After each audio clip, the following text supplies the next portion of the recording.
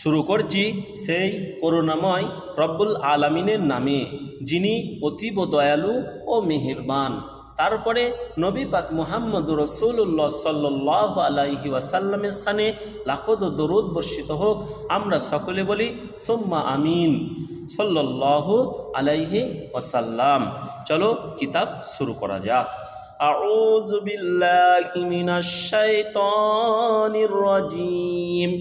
বিসমিল্লাহির রহমানির রহিম।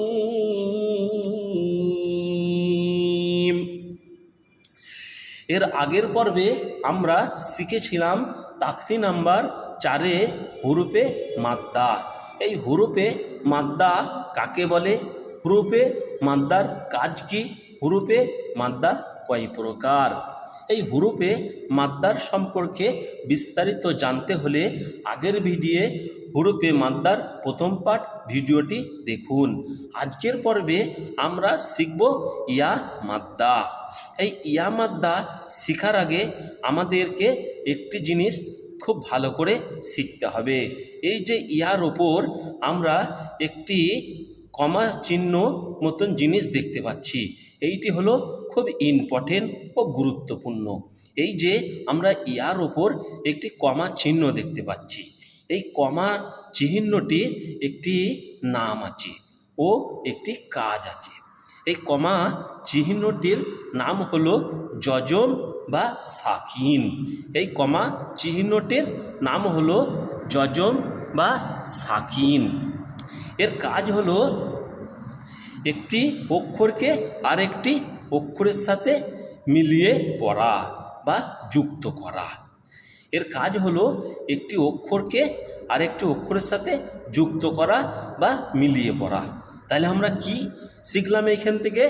এই কমা চিহ্নর মতন যে চিহ্নটি রয়েছে, এর কাজ হলো একটি অক্ষরকে একটি অক্ষরের সাথে যুক্ত করা বা মিলিয়ে পড়া। এর নাম হলো যজম বা সাকিন। এবার আরেকটি জিনিস আমরা শিখি। এই কমা চিহ্নটি বা থেকে ইয়া পর্যন্ত যে অক্ষরের মাথায় থাকবে সেটি তার সাকিন বা যজম। এই কমার মতন চিহ্নটি বা থেকে ইয়া পর্যন্ত যে অক্ষরের মাথায় থাকবে সেটি তার যজম বা সাকিন। বায়ের মাথায় যদি থাকে তাহলে হবে বা সাকিন, তায়ের মাথায় যদি থাকে তাহলে হবে তা সাকিন, সায়ের মাথায় যদি থাকে তাহলে হবে সা সাকিন, মিমের মাথায় যদি থাকে তাহলে হবে মিম সাকিন, নুনের মাথায় যদি থাকে তাহলে হবে নুন সাকিন, ইয়ায়ের মাথায় যদি থাকে তাহলে হবে ইয়া সাকিন। তাহলে আমরা এবার ইয়া সাকিন কাকে বলে দেখে আসি, বা ইয়া মাদ্দা কাকে বলে দেখে আসি। ইয়া সাকিন তার আগের অক্ষরের নিচে যদি জের এসে যায়, ইয়া সাকিন, এটা খুব মুখস্থ করতে হবে, এটা আন্দাজে মুখস্থ করতে হবে। ইয়া সাকিন প্রথমে দেখে দেখে বলবে। ইয়া সাকিন, ইয়া সাকিন তার আগের অক্ষরের নিচে যদি জের এসে যায় তাহলে এই শব্দকে এক আলিফ পরিমাণ টান দিয়ে মনের ভাব প্রকাশ করে পড়াকে ইয়া মাদ্দা বলা হয়।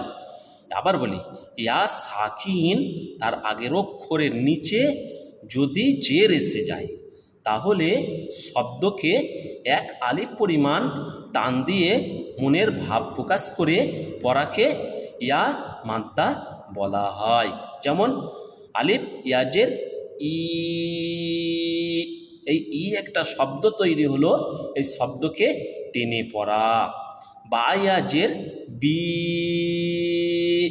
এই বা একটা শব্দ তৈরি হলো, এই শব্দকে টেনে পড়া। তাহলে আমরা যে আলিফ ইয়াজের ই, এই ই একটা শব্দ পাচ্ছি, এই শব্দকে টেনে পড়ার কারণে আমরা একে কি বলতে পারি? একে আমরা বলতে পারি আলিফ জেরের ইয়া মাদ্দা। তাহলে কি বলতে পারি?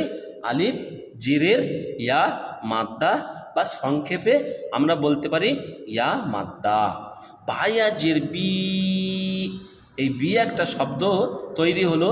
এই শব্দকে আমরা টেনে পড়তে পারছি। এই টেনে পড়ার কারণে একে আমরা কি বলতে পারি? বা জেরের ইয়া মাদ্দা বা সংক্ষেপে ইয়া মাদ্দা। তাই আজের তি, এই তি একটা শব্দ টেনে পড়তে পারছি। এইটাকে আমরা কি বলতে পারি? একে আমরা সংক্ষেপে বলতে পারি যে ইয়া মাদ্দা। তাহলে আগে আমরা শিখেছিলাম যে মাদ্দার কাজ কি। মাদ্দার কাজ হলো শব্দকে টেনে পড়া।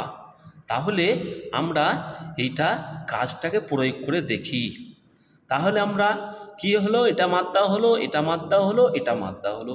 তাহলে এটার কাজ হচ্ছে যে টেনে পড়তে পেলাম, টেনে পড়তে পেলাম, টেনে পড়তে পেলাম, এইভাবে পড়তে হয়। তাহলে আলিফ পেঁয়াজের ই, এই যে ই একটা শব্দ হচ্ছে, এই শব্দকে ই বলেই পড়তে হবে। কেউ যদি আলিফ পেঁয়াজের এ পড়ে তাহলে তার পড়াটা ভুল হলো। সহিষ্ণুভাবে পড়তে হলে এইভাবে পড়তে হবে। চলো কিভাবে পড়তে হয় এবার একটু পড়ে আসি। তাহলে আলিফ পেঁয়াজের ই, আলিফ পেঁয়াজের ই, আলিফ পেঁয়াজের ই। আমরা এইটাকে যখন টেনে পড়ছি তখন আমাদের অন্তরের মধ্যে একটি ধারণা আনতে হবে যে এটা টান হয়, এটা টান হয়, এটা টান হয়। এটা অন্তরের মধ্যে প্র্যাকটিস করতে হবে। তাহলে আলিফ পেঁয়াজের ই,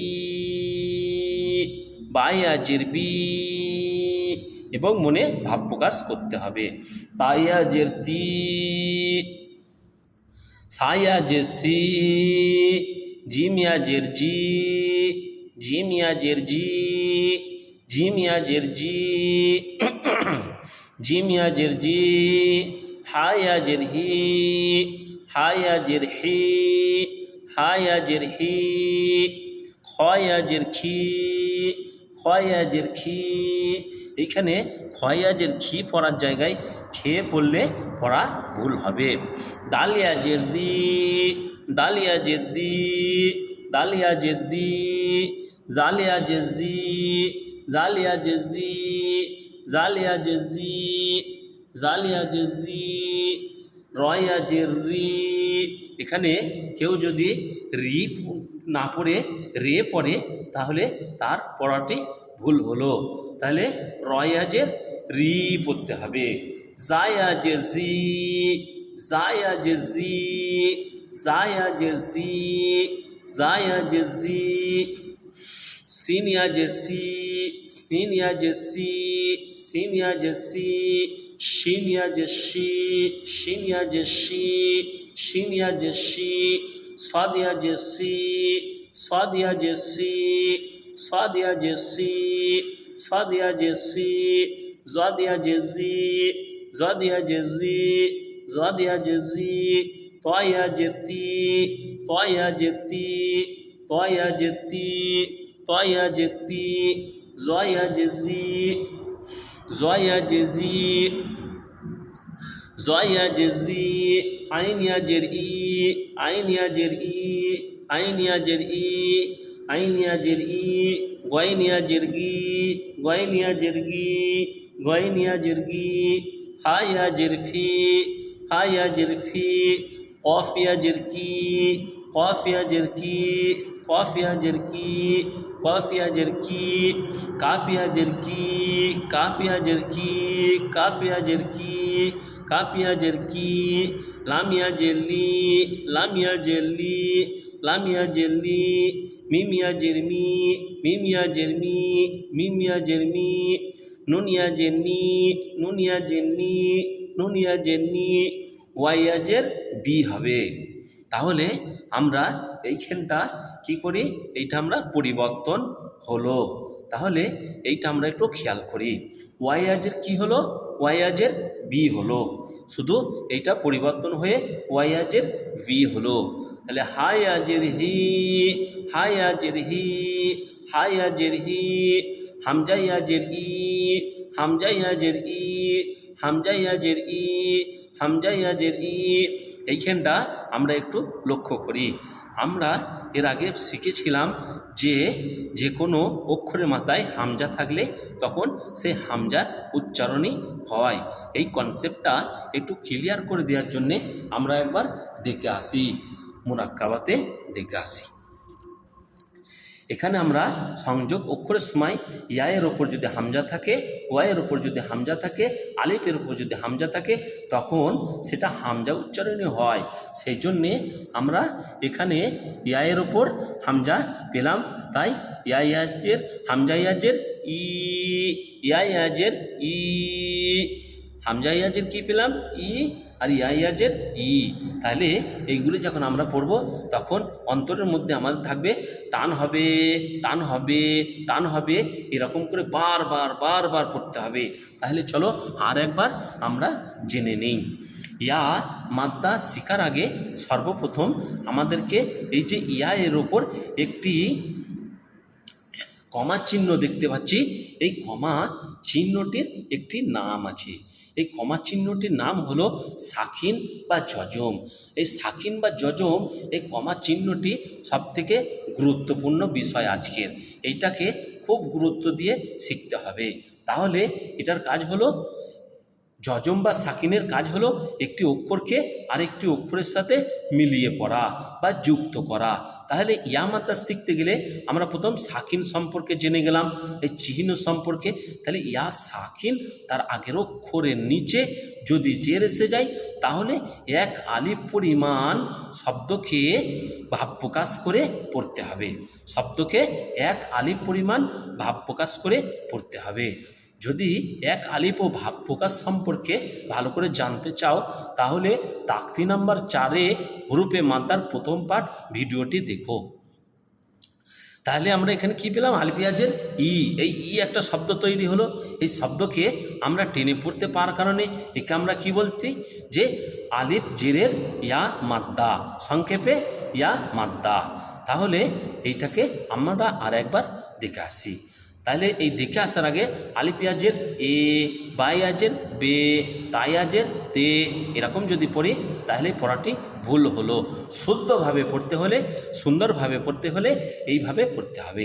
আলিফ ইয়াজের ই, বা ইয়াজের বি, তা ইয়াজের তি, সা ইয়াজের সি, জিম ইয়াজের জি, হা ইয়াজের হি, খ ইয়াজের খি, দাল ইয়াজের দি, জাল ইয়াজের জি, র ইয়াজের রি, জা ইয়াজের জি, সিন ইয়াজের সি, শিন ইয়াজের শি, সাদ ইয়াজের সি, জাদ ইয়াজের জি, ত ইয়াজের তি, জ ইয়াজের জি, আইন ইয়াজের ই, গইন ইয়াজের গি, ফা ইয়াজের ফি, কফ ইয়াজের কি, কাপ ইয়াজের কি, লাম ইয়াজের লি, মিম ইয়াজের মি, নুন ইয়াজের নি, ওয়া ইয়াজের বি, হা ইয়াজের হি, হামজা ইয়াজের ই, ইয়া ইয়াজের ই।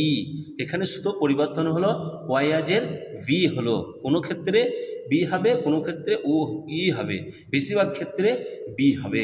এবার আমরা অনুশীলন একটু দেখি। এই দাল ইয়াজের দি, আমরা এখানে কি পেয়েছিলাম, দাল ইয়াজের দি, এটা কি হলো দি। নুন ইয়াজের কি পেয়েছিলাম, নি। তাহলে এটাও টান দেওয়ার কারণে আমরা একে কি পেলাম, এটা হচ্ছে দাল জেরের ইয়া মাদ্দা বা সংক্ষেপে ইয়া মাদ্দা। এটা কি হলো, নুন জেরের ইয়া মাদ্দা বা সংক্ষেপে ইয়া মাদ্দা। তাহলে এই ইয়া মাদ্দার কাজ হলো শব্দকে এক আলিফ পরিমাণ টেনে পড়া, এক আলিফ পরিমাণ ভাব প্রকাশ করে টেনে পড়া। এর পরের ভিডিওয়ে আমরা এই অনুশীলন সম্পর্কে ভালো করে শিখব ইনশাল্লাহ। এই ক্লাসটি যদি ভালো লাগে তাহলে একটি সুন্দর লাইক দিবেন। এই ক্লাস সম্পর্কে যদি কিছু জানার থাকে কমেন্টে বা কমেন্ট বক্সে লিখে পাঠাবেন। আপনার মতন যদি উপকৃত কাউকে করতে চান তাহলে এই ভিডিওটি শেয়ার করে দেবেন। নিয়মিত ক্লাস পেতে এই চ্যানেলটি সাবস্ক্রাইবার করে দিন। আমার এই ক্লাসের সমস্ত সাবস্ক্রাইবার এবং এই ক্লাসে উপস্থিতগণ আমার তরফ থেকে সালাম এবং আল্লাহর তরফ থেকে অধিক রহমত। এই বলে আজকের ক্লাস শেষ করছি। ও আখিরুর দাওয়ানা আনিল হামদুলিল্লাহি রব্বিল আলামিন। আল্লাহ তাআলা সকলকে ভালো রাখুক।